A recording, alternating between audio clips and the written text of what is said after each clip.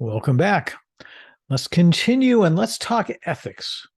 Ethical considerations are basically, they permeate decision-making process in most organizations.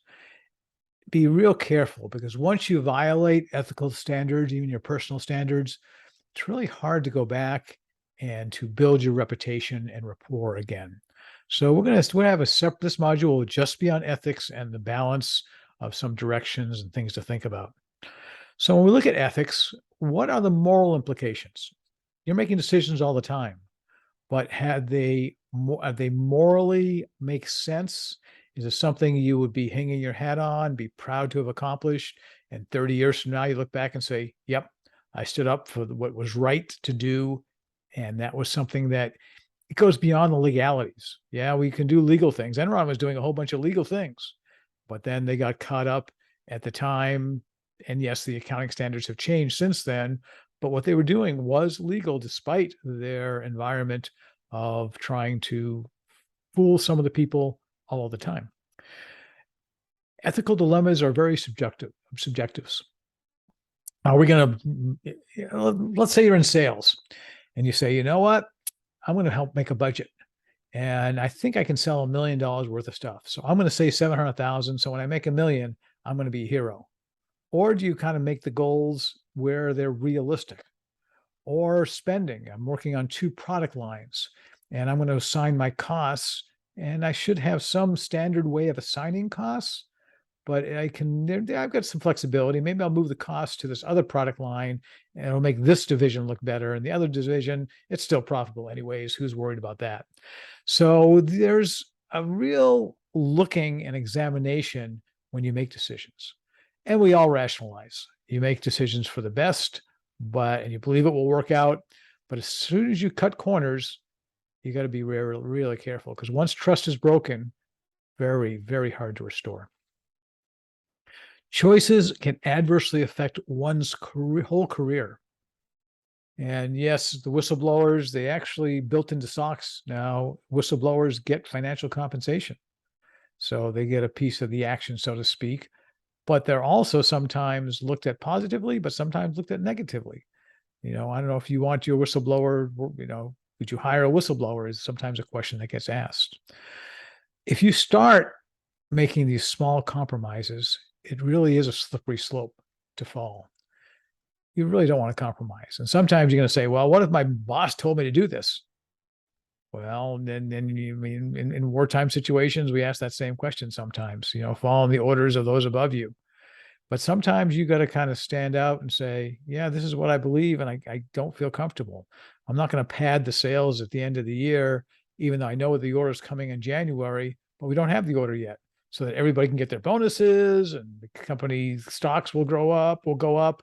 But we don't have the order. It's not a real order, even if the CFO or the president of the company tells you to make those adjustments.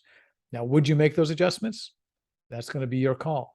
Were you willing to sacrifice your job to make those decisions? If you can stand up for your ethics at that point, chances are that will get recognized, and long term, you feel better, and others can trust you more.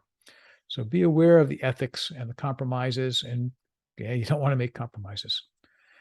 Early warning signs of situation: if you have some questionable ethical behavior, or you're at a company that has questionable ethics, do you want to stay? Do you want to get branded when the stuff hits the fan? So you got to be real careful. And we talked about the CPA and the CMA both have codes of ethics. Most professional organizations, AMA, the Management Association, the Marketing Association, they also have the code of ethics to go with that. So let's talk a little about corporate governance. Corporate governance, boards, folks that help make decisions, the system of policies, process, laws, and regulations, how a company is directed and controlled. So usually through an elected board of directors. We know about Sarbanes-Oxley out of Congress. They came up with a few things that enhanced the credibility of the financials that were being presented and gave the capital markets a little more confidence. External auditing standards, that were enhanced. So quality control for auditors was enhanced. Auditor conflicts were addressed and decreased. CEO and CFO had to sign off on the financials and can't say, the CEO can't say, which uh, many did and got away with it, saying, oh, it was my accountants. It was my CFOs and VPs of finance that screwed with the books. I don't know anything about accounting. I'm just a CEO. That's not going to fly anymore. And they will do jail time, or could do jail time and be fined as well. And then there are internal control systems that are reviewed. It's almost it is a separate audit and a separate letter that comes out of an audit, a review of internal controls. And so internal controls are pretty important stuff. So what are internal controls? Well, they're the policies and procedures internally to ensure company objectives are achieved with regard to effectiveness and efficiency of operations, or making it so you can rely on the financial reports and compliance with laws and regulations. So these are the systems internally that help go along with maintaining the operation and giving you a chance where you will trust the results that you see and as they do get reported. Then there's an overriding concept of CSR, corporate social responsibility. And I mentioned something earlier called the triple bottom line. You look at the bottom here, called the 3 Ps. Accountants like call it people, planet, profit, or triple bottom line. So it's not just about the profit anymore. Yeah, profit was important. Profit is a natural arena. That is why businesses do exist, because if they don't have a profit, they close their doors pretty quick. And that goes for a for-profit corporation or a nonprofit corporation as well. But other things like the people and the planet kick into gear and one has to be aware. Here you see the term good corporate citizen. So you're balancing the profitability objective with other objectives like sustainability, environmental sustainability, energy conservation, and avoid actions that would lower the quality of life in your community. You don't want to pollute air, water, or noise for that matter. So there's a bunch of things associated with CSR, very conscious. And those are things that you want to be aware of in the company. There are actually some sustainability reports that are going to be implemented in GAAP on the financial side the next 2 years. Those are going to be pretty valuable reports and good source of information. And as people do job hunting, they're going to review those reports too to see, is this a company that I can agree with?